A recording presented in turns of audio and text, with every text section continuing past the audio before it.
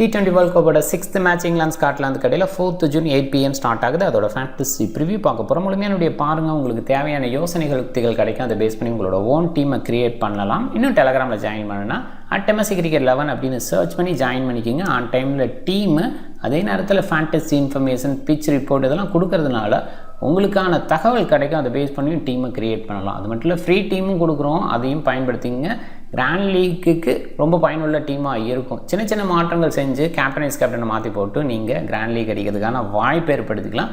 இன்னும் ஜாயின் பண்ணணும்னா @MSC Cricket 11 search பண்ணிக்கிங்க. அப்படி குழப்பம் இருந்ததுன்னா டாப் கமெண்டில் லிங்க் இருக்குது, கிளிக் பண்ணியும் ஜாயின் பண்ணிக்கலாம்.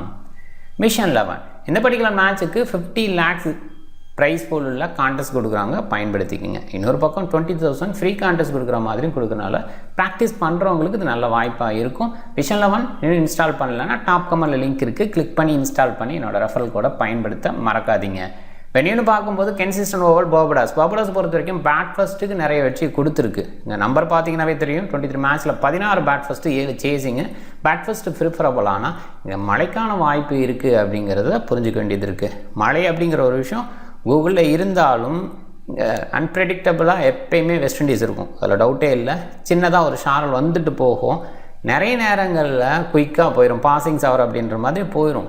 மேட்ச் முழுமையாக நடக்கிறதுக்கான வாய்ப்பு அதிகமாக இருக்கிறதாவே பார்க்குறேன். இருந்தாலும் இந்த ஒரு ஃபேக்டர்னால சேசிங் ப்ரிஃபர் பண்ண வாய்ப்பு அதிகமாக இருக்குது. 159 ஆவரேஜ் டீசன்ட் நம்பர்னு சொல்லணும் வெஸ்ட் இண்டீஸில். ஏன்னா வெஸ்ட் இண்டீஸோட கன்சிஸ்டன்ட் அப்படின்றது எந்த ஃபார்மேட்லேயுமே இருக்காது. அண்ட் இந்த ஃபார்மேட்டில் 2 தடவை சாம்பியனாக இருக்காங்க அப்படின்றது ஒரு பக்கம் இருந்தாலும் கண்டிப்பாக அந்த கன்சிஸ்டன்ட் பேஸில் யோசிக்க முடியல. அந்த பேஸில் இந்த நம்பர் கண்டிப்பாக டீசன்ட் நம்பர். வெஸ்ட் இண்டீஸ் 224க்கு 5 அப்படின்ற ஹை ஸ்கோரையும், ஆப்கானிஸ்தான் 80க்கு 10 அப்படின்ற லோ ஸ்கோரையும் கொடுத்துருக்காங்க இந்த பர்டிகுலர் கிரவுண்டில். And 150 below 8 times and medium scores 12 times and high scores 3 times அப்படிங்கிற மாதிரி வந்திருக்கு. மீடியம் ஸ்கோர் எதிர்பார்க்குறோம் டெஃபினட்டாக. இங்கே டீம்ஸ் அப்படின்னு பார்க்கும்போது ஒரு பக்கம் இங்கிலாந்து, இன்னொரு பக்கம் ஸ்காட்லாந்து, பக்கத்து கண்ட்ரீஸு. இன்னும் சொல்லப்போனால் இங்கிலாந்தில் விளையாடுற லைசெஸ்டர் பிளேயர்ஸ் நிறைய பேர் அங்கே விளையாடுறாங்க அப்படின்றதெல்லாம் இருக்குது. ஸோ அதை பார்க்குறோம். அதே நேரத்தில் இங்கிலாந்துக்கு வெஸ்ட் இண்டீஸ் பிளேயர்ஸ் சில பேர் விளையாடுறாங்க அப்படின்றதும் இருக்குது. ஸோ இந்த மாதிரி தான் இந்த 2 டீம்ஸும். இந்த 2 டீமில் ஸ்ட்ராங்கான டீம் அண்ட் எக்ஸ்பீரியன்ஸ் பேஸ்லேயும் சரி பெஸ்ட்டாக இருக்கிற டீம் இங்கிலாந்து. அவங்க ஜெயிக்கிறதுக்கான வாய்ப்பு அதிகமாக இருக்குது. அண்ட் ஸ்காட்லாந்து ஓரளவுக்கு பேலன்ஸை மெயின்டைன் பண்ணுறாங்க. எபிலிட்டி வைஸ் கண்டிப்பாக மீடியமாக இருக்காங்க. அந்த பேஸில் தான் அவங்க டவுன் ஆகிறாங்களே தவிர அவங்களோட செலெக்ஷன் பேஸ்லேயும் ஓவராலாக டீமை கொண்டு போகிற பேஸ்லேயும் பெட்டராக தான் இருந்திருக்காங்க. அண்ட் இங்கிலாந்து ஜெயிக்கிறதுக்கான வாய்ப்பு அதிகம். England Ben Duckett, Jonny Bairstow, Reece Topley and Tom Hartley இவங்களெல்லாம் வெளியில் வச்சுட்டு போவாங்க அப்படின்னு தோணுது. ஜானி பேஸ்டாக்கான வாய்ப்பு இருக்குமா? கொஞ்சம் டஃப் சுச்சுவேஷன், அந்தளவுக்கு கிரேட்டாக ரீசன்ட் டேஸில் ஒரு வெளிப்படுத்தல அவரோட கிரிக்கெட்டை. நம்பர் 4 ஸ்பாட்டுக்கு வரதுக்கான வாய்ப்பு. அப்படியே ஒரு நம்பர் 4 ஸ்பாட்டுக்கு போகிற மாதிரி இருந்தால் யாரை வெளியில் தள்ளுறது? வில் ஜாக்ஸாக இருக்கும், ஃபிலிப்சால்ட்டாக இருக்கட்டும், பட்லர் கேப்டன் அவரை விட்டுருவோம். ஸோ மற்ற டாப்பில் இருக்கிற 3 பிளேயர்ஸும் நல்லா விளையாண்டுருக்காங்க அப்படின்ற அந்த இடத்துல ஜானி பெஸ்டாவுக்கான வாய்ப்பு கொஞ்சம் குறைவாக பார்க்குறேன். ரீஸ் டோப்லி லெஃப்ட் ஆர்ம் பேஸை எங்கள் எக்ஸ்பீரியன்ஸ் பேஸில் ஜோர்டானுக்கான ப்ரையாரிட்டி அதிகமாக கொடுக்குறாங்க ரீசன்ட் டேஸில், அதை பார்க்குறோம். அண்டு அந்தளவுக்கு வெளியிலலாம் பவுல் பண்ணாட்டியும் அவரோட கண்ட்ரிக்காக பவுல் பண்ணும்போது அவரோட சக்ஸஸ் அதிகமாக இருந்திருக்கு.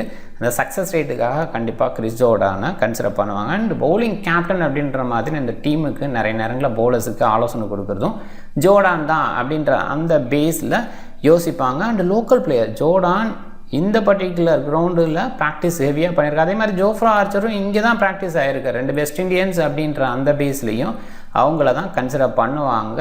டொப்ளிக்கான வாய்ப்பு குறைவாக பார்க்குறேன். அதே நேரத்தில் மார்க்குட்டை யோசிப்பாங்களா? மார்க்குட்டு எக்ஸ்ட்ரா பேஸு இந்த சீசனை பொறுத்த வரைக்கும் ஏர்லியாக ஸ்விங் பேஸில் யோசித்தா கூட எக்ஸ்ட்ரா பேஸ் அப்படின்றது ஒர்க் ஆகிற ஒரு விஷயமாக இருக்கும். ஏன்னா சில யூஸ்டு ட்ராக்ஸ் அப்படிங்கிற மாதிரியும் அதே நேரத்தில் ட்ராப்பின் ட்ராக்ஸ்லாம் எக்ஸ்ட்ரா பேஸ் அப்படின்றது வேரியேஷனை கொடுக்குற ஒரு விஷயமாக இருக்கும். ஸோ அந்த பேஸில் எக்ஸ்ட்ரா பேஸ் மார்க் புட்டுக்கு ப்ரையாரிட்டி அதிகமாக இருக்கும். அதனால் டொப்ளிக்கான வாய்ப்பு கம்மி. ஹார்ட்லியாக அவ்வளோவா கன்சிடர் பண்ண மாட்டாங்க.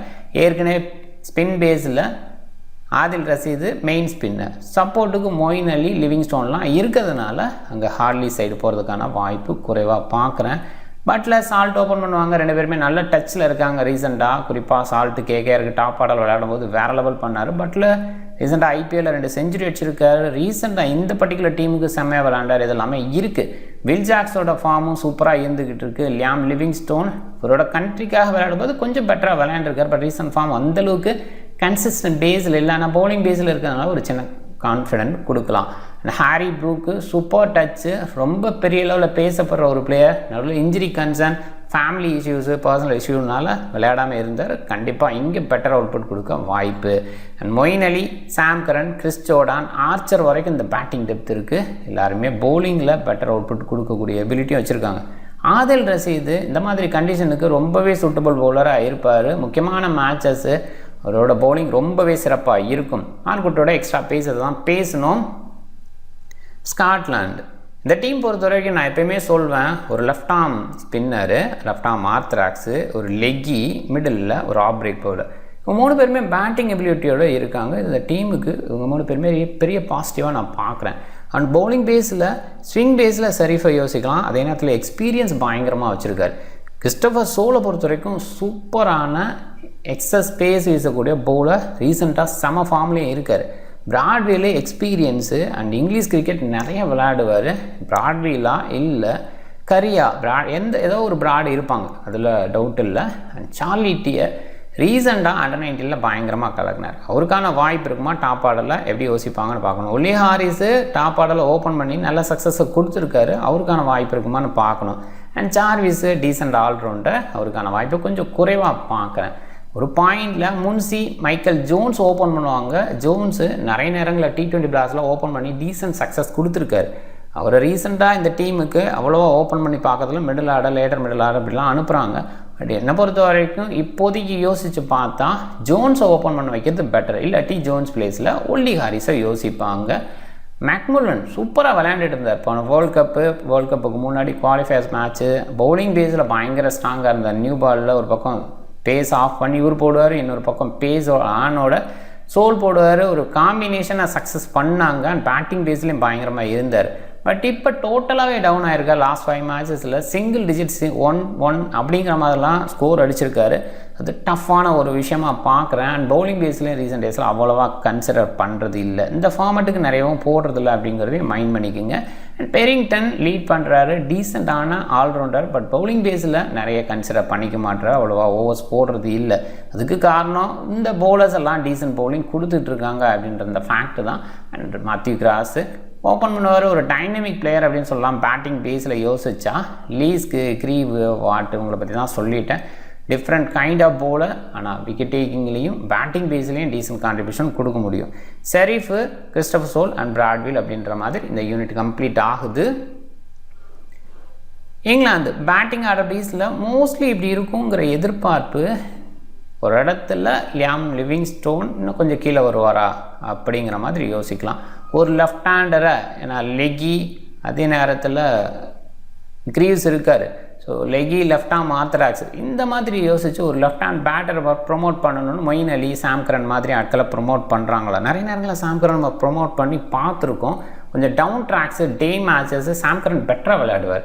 நான் சிஎஸ்கேல நிறைய நேரங்களில் டவுன் ட்ராக்ஸ் யூஸ் பண்ணி பார்த்துருக்கோம். அந்த இடத்துல சாம் கரன் நல்லா விளையாண்டுருக்கார். ஸோ அந்த பேஸில் யோசித்து சாம் கரனை மேலே ப்ரொமோட் பண்ணால் ஆச்சரியப்படுறதுக்குள்ள ஒரு லெஃப்ட் ஹேண்டர் அப்படின்ற அந்த பேஸ் மெயினாக இருக்குது. அண்ட் அந்த ஒரு இடம் தான். அதே நேரத்தில் பர்ஸ்டாக இருந்து அந்த ஆர்டர்லாம் அப்படியே டவுன் ஆகிற மாதிரி இருக்கும். இன்னொரு இடத்துல சாம் கரனை ட்ராப் பண்ணிட்டு எதுவும் போகிறாங்களா அப்படி கூட யோசிக்க வேண்டியதாக இருக்குது. நான் தேவையான பவுலர்ஸ் இருக்காங்க சப்போர்ட்டுக்கு. டே மேட்ச்சில் ஸ்பின்னர்ஸ் அப்படின்ற பேரில் 3 பேர் இருக்காங்க. அதில் ரசீது, மொயின் அலி, தேவைப்பட்டால் லியாம் லிவிங்ஸ்டன், இன்னுமே சப்போர்ட் பண்ணலாம் வில் ஜாக்ஸ் மாதிரி பிளேயர்ஸு. இப்படி இருக்கனால அந்த இடத்துல ஜானி பெய்ஸ்டா வச்சுட்டு சாம் கரன் வெளியில் தள்ளுறாங்களா அப்படின்னு பார்க்கணும். ரீசெண்ட் டேஸில் சாம் கரன் சில நேரங்களில் விளையாடாமே இருக்கார் அப்படின்றதையும் பார்க்கறனால இந்த ஒரு டவுட் வருது, பார்த்துக்கணும். அண்ட் இங்கே ஸ்காட்லாந்து பேட்டிங் ஆர்டர் மோஸ்ட்லி இப்படி எதிர்பார்க்குறோம். பட் ஜோன்ஸ் இடத்துல வேறு யாராவது வந்தால் ஆச்சரியப்படுறதுக்கு இல்லை, அது பார்த்துக்கணும். பவுலிங் பேஸில் நிறைய ஆப்ஷன் சொல்லப்போனால் Harry Brook, Will Jacks, Phil Salt, Buttler இவங்க ஓவர் போட மாட்டாங்க. வில் ஜாக்ஸுக்கு எபிலிட்டி இருக்குது, மோஸ்ட்லி வீச மாட்டார்னு நம்புகிறேன். அண்ட் மித்த எல்லாருமே வீசுவாங்க அப்படிங்கிறத பார்க்குறோம். ஃபுல் கோட்டான்னு யோசிக்கிற இடத்துல Jordan, Archer and Adil Rashid, Mark Watt extra பீஸில் நல்லா பண்ண முடியும், நல்லா பண்ணிட்டாரு, ரன்ஸ் கொடுக்காமல் போயிட்டா கண்டிப்பாக அவரோட முழுமையான ஓவரும் எதிர்பார்க்குறோம். அண்ட் ஸ்லாகில் ஆர்ச்சர் அண்ட் ஜோர்டான் ஒரு பக்கம் வேரியேஷன், இன்னொரு பக்கம் எக்ஸ்ட்ரா பீஸ், அதே நேரத்தில் யார்க்கர் லென்த்து ஜோஃப்ரா ஆர்ச்சரால் வீச முடியும். 2 லோக்கல் பாய்ஸு செம்ம கலக்கலாக பவுல் பண்ண வாய்ப்பு. இங்கே பவுலிங் பேஸில் யோசிக்கும் போது இங்கேயுமே நிறைய option. Matthew Cross, Jones and Munsey mostly எதிர்பார்க்க வேண்டியதில் பவுல் பண்ணுறதுக்கு. அண்ட் முன்சி கூட பவுல் பண்ணார், ஜோன்ஸும் பவுல் பண்ணி பார்த்துருக்கோம். ஸோ இந்த மாதிரி இடத்துல எல்லாருமே பவுல் பண்ண முடியும் விக்கெட் கீப்பரை தவிர அப்படின்னு போயிட்டுருக்கு. பட் இதில் மேக்முல்லன், பெரிங்டன் ரீசன்ட் டேஸில் பவுல் பண்ணுறதில்ல. அதனால் அவங்கள விட்டுட்டு யோசிச்சா பெட்டர். இவங்க எல்லாருமே கண்டிப்பாக பவுல் பண்ணுவாங்க, டவுட்டே கிடையாது. குறிப்பாக இங்கிலாந்துங்கும் போது ஸ்பின்னர்ஸோட ரோல் இந்த ஸ்பின்னர்ஸில் பெட்டராக நிறைய பவுல் பண்ண வாய்ப்பு இருக்குது அப்படின்றத மைண்ட் பண்ணிக்கிங்க. அண்டு ஃபுல் கோட்டானி யோசிக்கும் போது Mark Watt, Chris Sole and Brad Wheal இடத்துல கரி இருந்தாலும் அவருமே நிறைய ஓவர் வீசுவார். பிராட்வில் எக்ஸ்பீரியன்ஸ் பேஸில் அந்த இடத்துல அதிகமான ஓவர்ஸ் கொடுப்பாங்க அப்படின்னு எதிர்பார்க்குறேன். And end over Sole and Brad Wheal வீசுறதுக்கான வாய்ப்பு. சில நேரத்தில் ஷரீஃப் வரலாம். இங்கே நிறைய கிரிக்கெட் விளையாண்டுருக்காரு, ஸ்காட்லாந்துக்காக ஏகப்பட்ட கிரிக்கெட் விளையாண்டுருக்காரு. ஸோ அந்த பேஸில் ஷரீஃப் வந்து மேலே பவுல் பண்ண எண்ட் ஓவர்ஸில் பயன்படுத்தலாம் அப்படின்னு தான் யோசிக்கிறேன், பார்க்குறான். பிக் பேஸில் யோசிக்கும் போது ஆப்வியஸாக ஜோஸ் பட்லர் அதிகமாக பிக் பண்ணுவாங்க. பெரிய ஸ்கோர்ஸ் அடிக்கக்கூடிய குவாலிட்டி. ஸோ அண்ட் பார்த்துக்குங்க, ஹை பிக்ஸு, மீடியம் பிக்ஸு, லோ பிக்ஸு. இதில் லோ பிக்ஸில் எக்ஸ்ட்ரா பேஸ் விக்கெட் டேக்கிங்கில் கலக்கிற கிறிஸ்டோஃபர் சோலை ரொம்பவே குறைவாக எடுத்திருக்காங்க. இன்னும் சொல்ல போனால் பாட்டம்லேருந்து 3rd இருக்கார். அண்ட் பிராட்விலையும் குறைவாக எடுத்திருக்காங்க. அவர் இருப்பாரா இல்லையான்னு ஒரு டவுட் இருக்குது. அந்த பேஸில் குறைவாக எடுத்திருக்கலாம். அந்த டைமில் கொஞ்சம் இன்க்ரீஸ் ஆக வாய்ப்பு இருக்குது. Chris Greaves and Chris Jordan, Mark Watt கண்டிப்பாக நல்ல சாய்ஸு, ஓரளவுக்கு பிக் பண்ணியிருக்காங்க. அதனால் அவர் எடுத்துக்கும். கிறிஸ் ஜோர்டனை குறைவாக பிக் பண்ணியிருக்காங்க. இது காரணம் ரீசன்ட் டேஸில் நிறைய ரன்ஸ் கொடுக்குறாரு அப்படின்ற அந்த இடம் தான். நிறைய ஃப்ரான்சைஸ் கிரிக்கெட் விளையாடும்போது அந்த நம்பர் அப்படி கொடுக்குறாரு. பட் இங்கிலாந்துக்கு விளையாடும்போது சூப்பராக தான் விளையாண்டுருக்கார். அது என்ன அப்படின்றது அண்டர்ஸ்டாண்டபுளாக இல்லை.